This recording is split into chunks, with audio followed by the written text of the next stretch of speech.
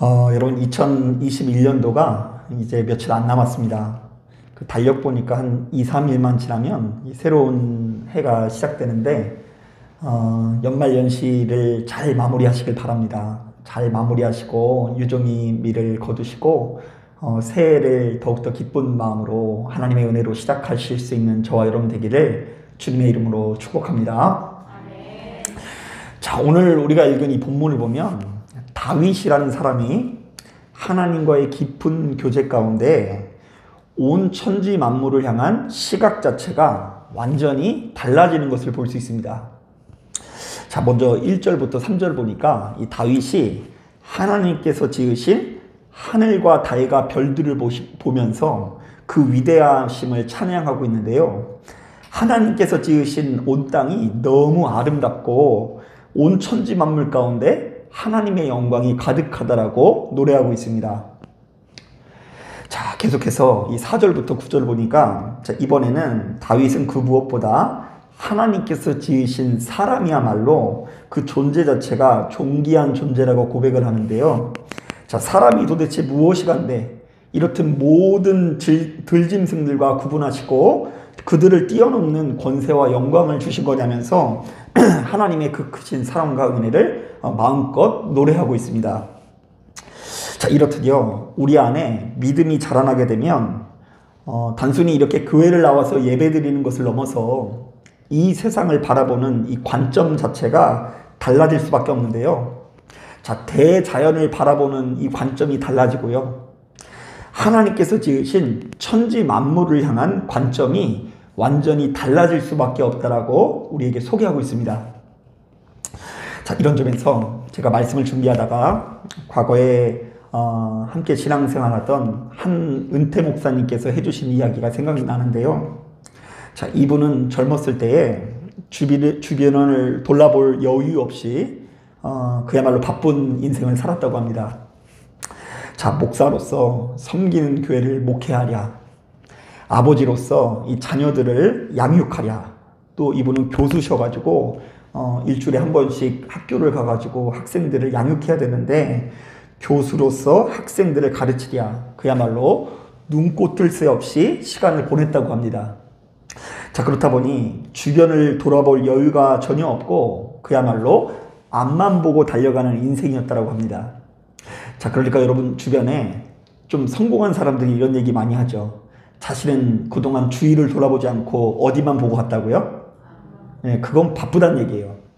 너무 바쁘니까 주변에 있는 풍경이나 이런 것들을 즐길 여유도 없이 그냥 전진하라고 바쁘는 인생이었다라는 고백인 것이죠.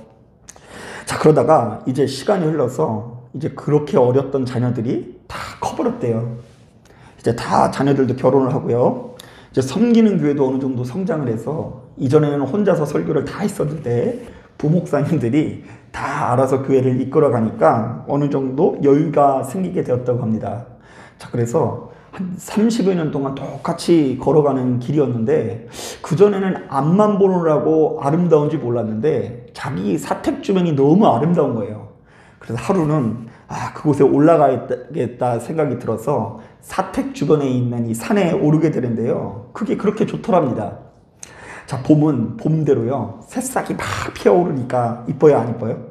예, 이쁘고요. 그냥 안 가보신 분들은 몰라요. 또 여름 같은 경우에는요, 녹음이 우거지니까 아름답고, 가을에는 단풍이 아름답고, 또 겨울은 겨울대로 아름답고, 그리고 그 무엇보다 대자연에 담긴 그 하나님의 사랑과 은혜가 너무 감사해가지고 산에 오르면 오를수록 마음이 넓어지는 경험을 했다고 합니다.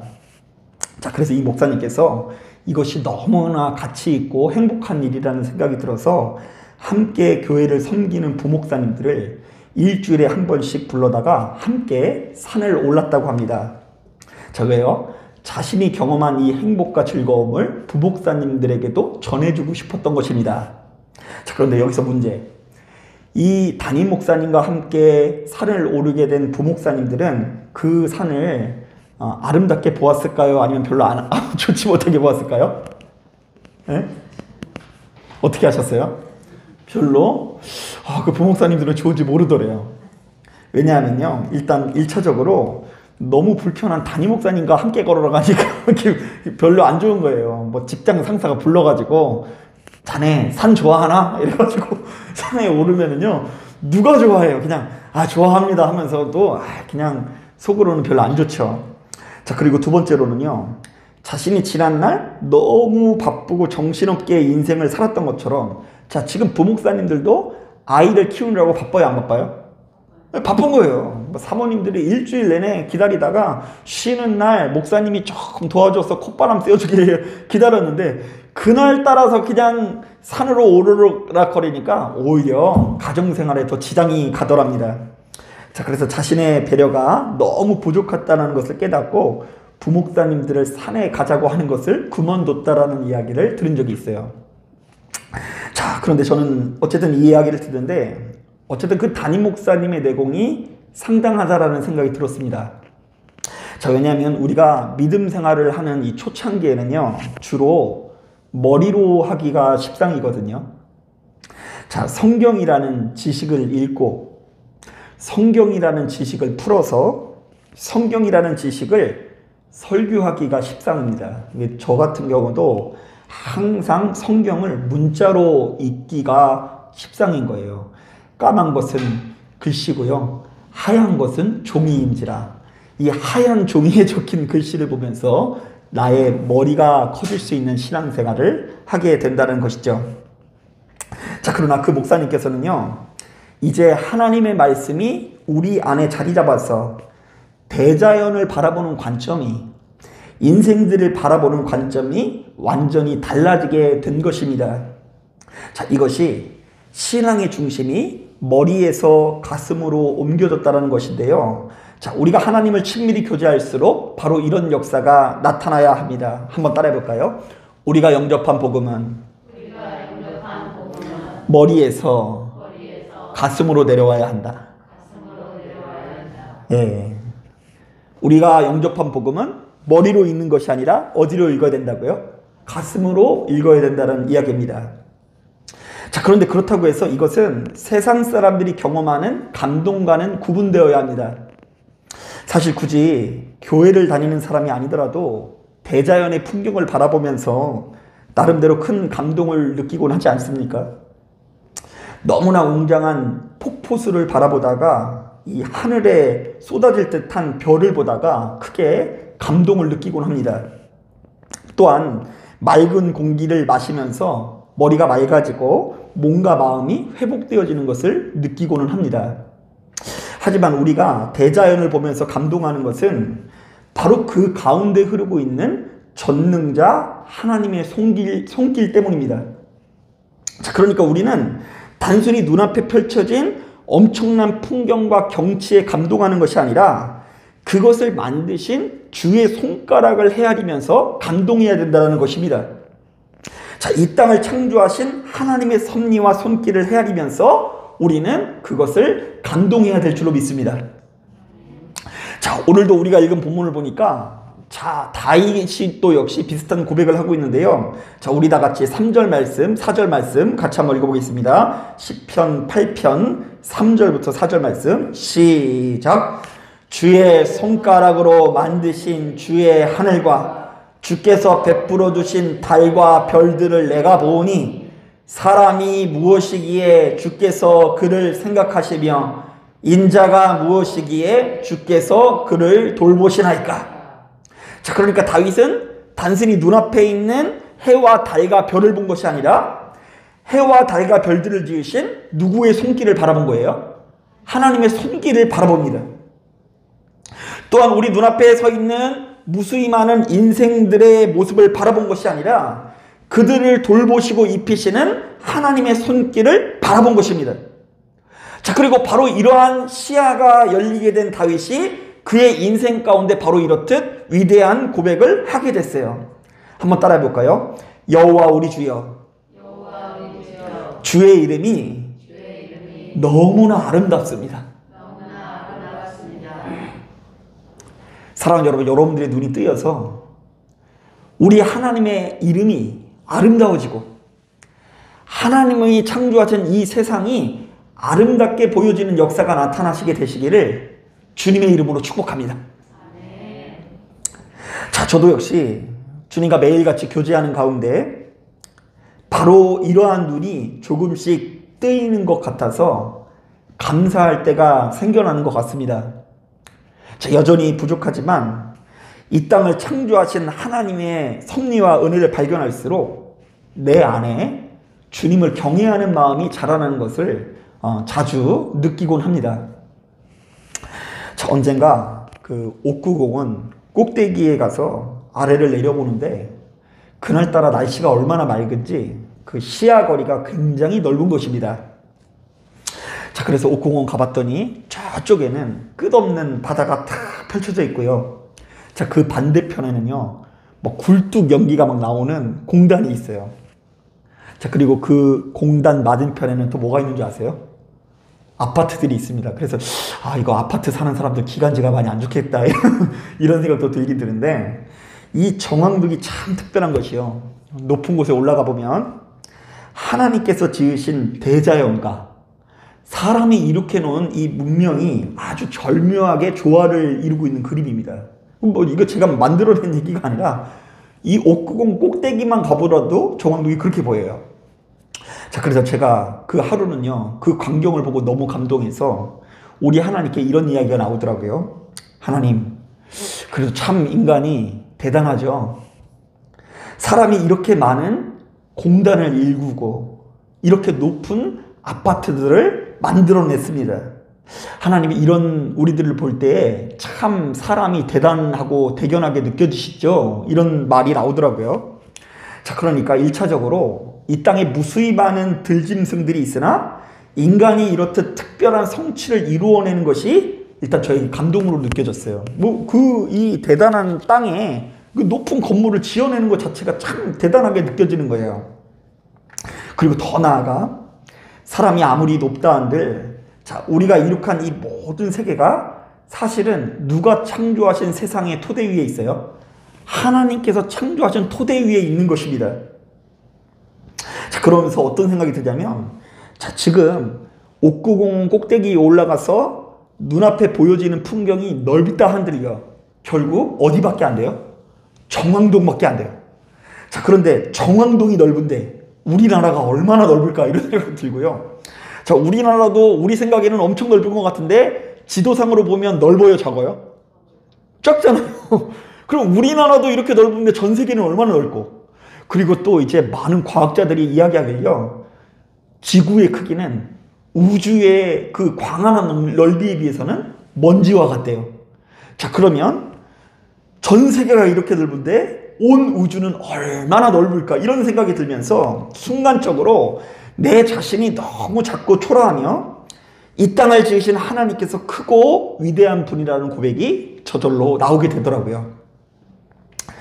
게다가요, 신앙을 가진 한 사람의 평범한 부모로서 아이를 낳고 그 아이들이 성장하는 과정 자체가 참으로 신비하게 느껴집니다. 일단 제가 이제 아이를 낳고 한 번은 어떤 생각이 드냐면요, 이 아이가 도대체 어디서 온 건가 하고서 그런 마음 때문에 막 심통방통한 생각이 들더라고요. 아이가 탄생하기 전까지 이 아이는 이 세상에 없었잖아요. 그런데 어느 날 갑자기 이 아이가 저희 가정에게 생기게 됐는데, 이 아이가 나타나는 것 자체가 너무 신기하고요. 태어날 때는 똥 싸고 오줌 싸는 것 외에는 아무것도 못하는 애들이 아주 빠른 속도로 이 세상을 배워가면서 사람이 되어가는 것이 너무 신기합니다. 언어를 배우고 받아쓰기를 하고, 그리고 얼마 전에는 놀랍게도 구구단을 외우는 걸 보면서 제가 너무 감동을 했어요. 그래서 수빈이한테, 수빈아, 너는 참 똑똑하다.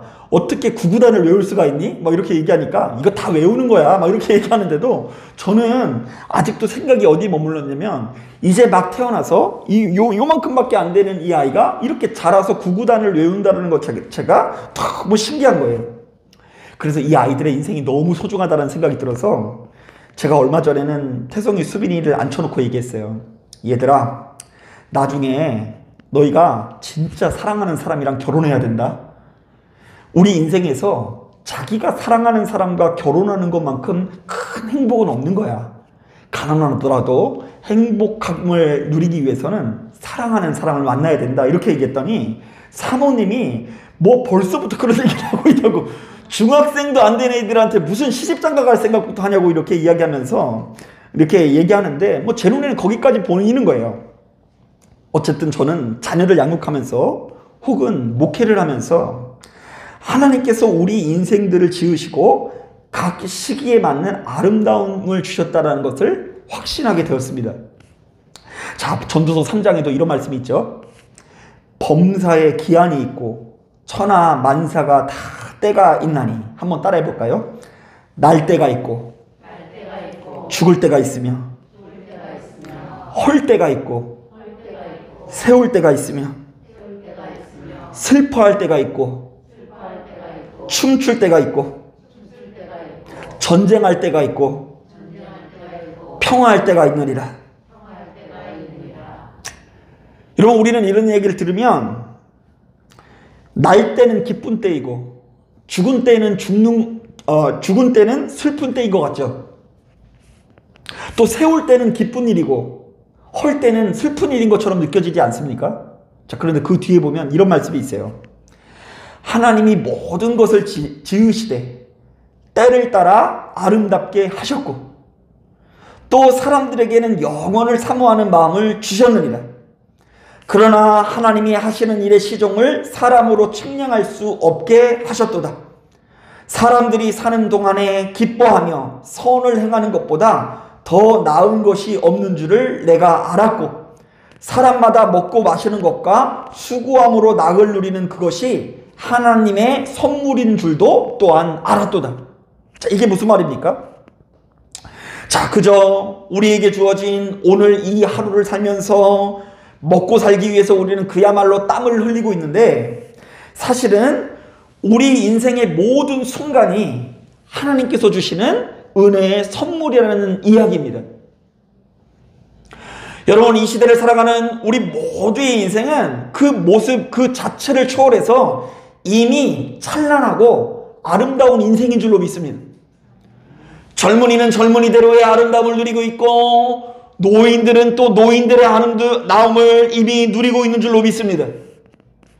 일하는 자는 일하는 자의 아름다움이 있고 쉬는 자는 쉬는 자의 아름다움이 있으며 건강한 자든 건강하지 않는 자든 성공한 자든 성공하지 않는 자든 이 시대를 살아가고 있는 우리 모두는 이미 아름다운 인생을 살아가고 있다는 것을 확신하길 바랍니다. 그러므로 이제 우리들은 단순히 교회에 와서만 성도로서 거듭날 것이 아니라 이 세상 모든 만물 가운데 담긴 하나님 아버지의 창조의 손길을 헤아려야 될 줄로 믿습니다. 그리고 인생 전반에 걸친 확고한 철학이 생겨나야 될 줄로 믿습니다. 아, 이 세상을 지으신 하나님의 섭리와 능력이 놀랍다. 우리 인간들 한 사람 한 사람을 지으신 하나님의 계획하심이 너무나 위대하다. 바로 이러한 믿음의 고백이 우리에게 끝없이 이어져야 될 줄로 믿습니다. 바로 그때에 우리는 우리 하나님의 크심을 알게 되는 것이고요. 바로 그때 우리는 그 크신 하나님 앞에 나의 작음을 알게 되는 것입니다. 하나님께서는 너무나 크신 분이고 우리는 어떤 존재라고요? 너무나 작고 보잘것없고 초라한 존재라는 걸 알 수 있어요. 하나님의 그 크신 사랑이 너무나 크고 위대한 것입니다. 그리고 이러한 나 자신의 연약함으로 내가 너무나 잘 알고 있기 때문에 나 자신의 어떠함을 주변의 많은 사람들에게 내세우거나 자랑하는 것이 아니라 나를 향한 하나님의 계획하심과 은혜를 확신하면서 우리의 인생이 참으로 아름답다라고 고백하는 역사를 누리게 될 줄로 믿습니다. 우리 한번 따라해 볼까요? 그럼에도 불구하고 나의 인생은 아름답다. 예. 혹시 여러분들의 인생 가운데 여러분들의 인생이 너무나 후회가 되시는 분이 있으십니까? 아, 이것도 후회되고 그때 내가 이런 선택을 한 것도 후회되고. 자, 그런데 여러분, 그렇게 이제서라도 후회할 수 있을 만큼 성숙한 것이 아름다운 인생인 줄로 믿습니다. 먼 훗날 돌아보면서 그때의 나의 어리석음을 발견해서 그것을 미워하는 마음을 가지는 것도 하나님의 섭리입니다. 자, 그리고 지금 혹여 나의 인생 가운데 너무 큰 고통과 괴로움을 느끼고 계신 분 계십니까? 여러분, 우리의 때는 영원하지 않으며 우리를 향한 하나님의 크고도 놀라우신 계획하심이 있으며, 그리고 우리를 위해서 저 아름다운 영원한 천국이 예비되어 있다는 것을 믿으시고 희망을 얻고 소망을 얻고 하나님에게서부터 여러분들의 소망을 발견해내시는 저와 여러분 되기를 주님의 이름으로 축복합니다. 자, 기도하겠습니다.